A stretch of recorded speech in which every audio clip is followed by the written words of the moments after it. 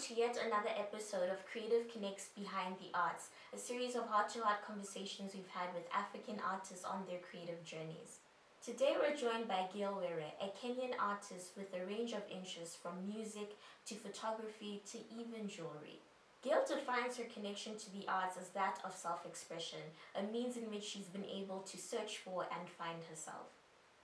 The core of Gayle's passion lies in the telling of a multi-layered story of her people in order to devoid the stereotypes that she often sees in media. Stay tuned for our interview with her.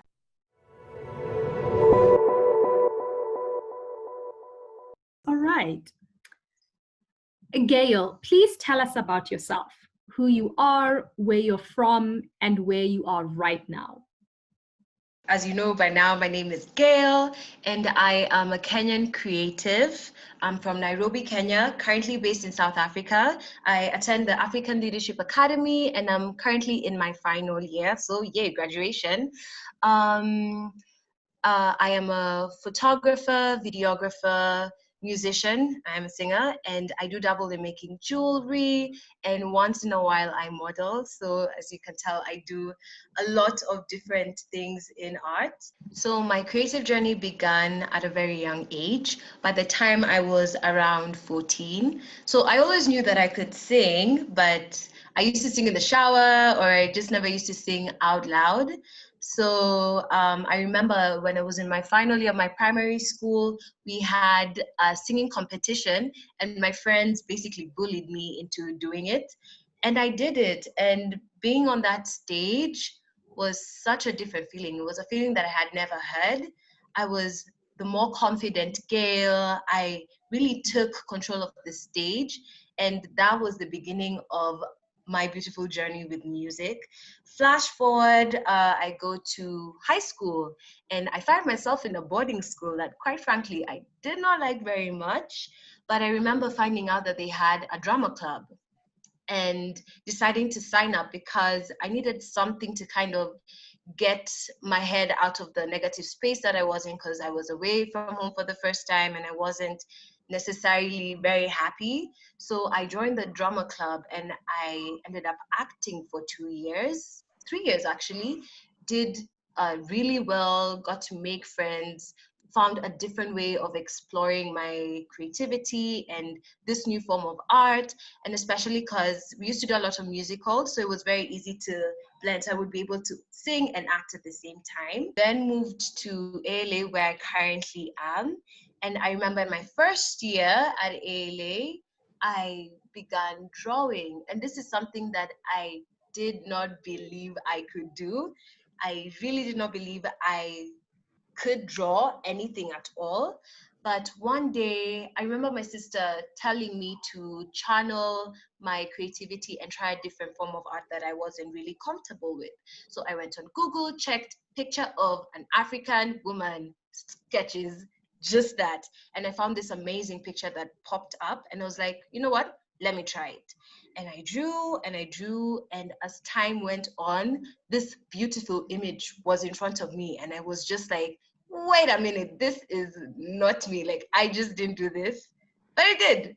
And yeah, so I started drawing, and I also experimented with photography. For a lot of the times, because my eldest sister is a photographer, I would find myself in front of the camera as a muse, and it went on to getting gigs later on when I finished high school in Kenya before coming to South Africa. And I was just like, I spent such a long time in front of the camera, why not try be behind it?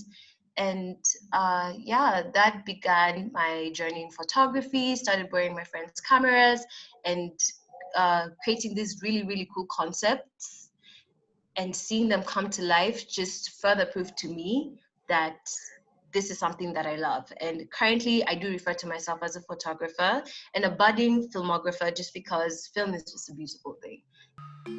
Alas, the goddess Mujaji,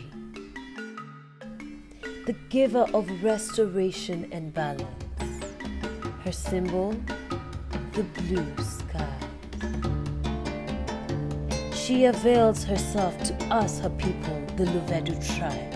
She causes drought on our enemies and opens the floodgates of the heavens, cleansing our souls from our transgressions.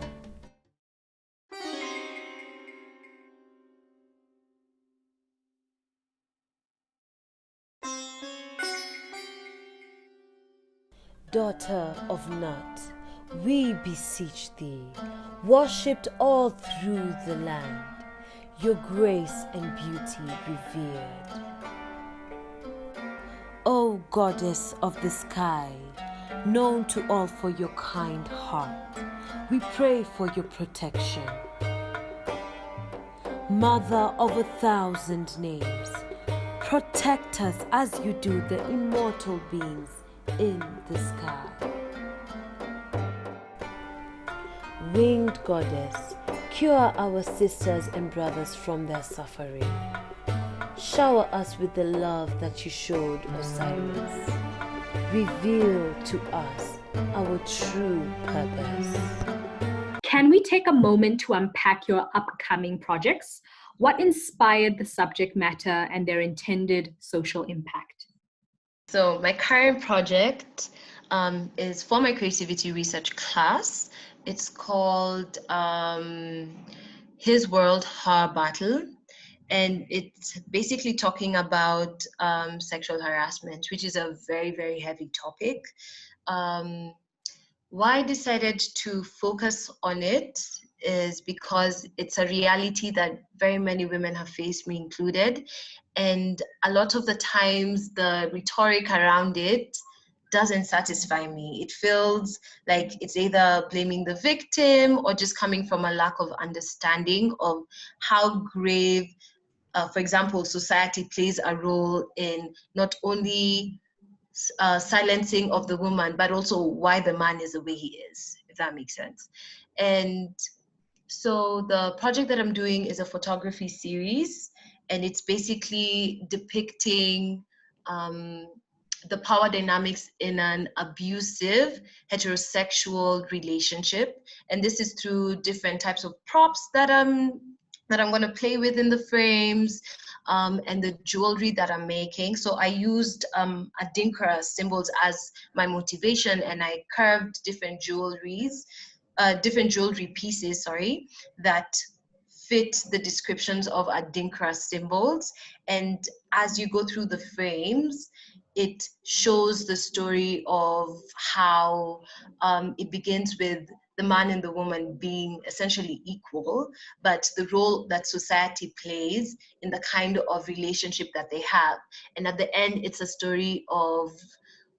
kind of like a story of continued resilience and of the woman, because she's able to lift herself out of some of the abuse and trauma that she's faced. And that's the story of a lot of women who are around me, going through such horrific experiences, not knowing what to call it, because a lot of them weren't your normal cases where she was walking in the dark alley, if that makes sense. So a lot of the women felt silenced, but through it all, they were able to come out of it through sharing their stories with their friends, and through just, I don't know, just this kind of resilience from within. And it's not to say that they do not still face some of those, like, it's not to say that every woman has the same story, but my series is more of a statement. It's more of a statement on how important this topic is and how resilient women are, and just more of a way of motivating women who are in these situations. What are some of the challenges that you have faced in your artistic journey so far? How have you overcome these challenges? What would your advice be to artists going through similar challenges? The biggest challenge I've faced is accepting the power within. Before, for a very long time, a lot of the art forms that I mentioned to you prior to coming to South Africa, I viewed them as hobbies. These are things that I just like to do. But once I made that switch and really did start to acknowledge myself as a creative and start sharing my work with the outside world, I was definitely very nervous. And I found myself really just keeping my projects to myself and not wanting to share them just because of the critic that I was scared I would face. And for example, if I posted it on my Instagram, I'd be like, oh my gosh, what if I don't get the numbers that I'm expecting on my own personal posts on my face as opposed to my work? Do people like it? Just so many things that would go through my head.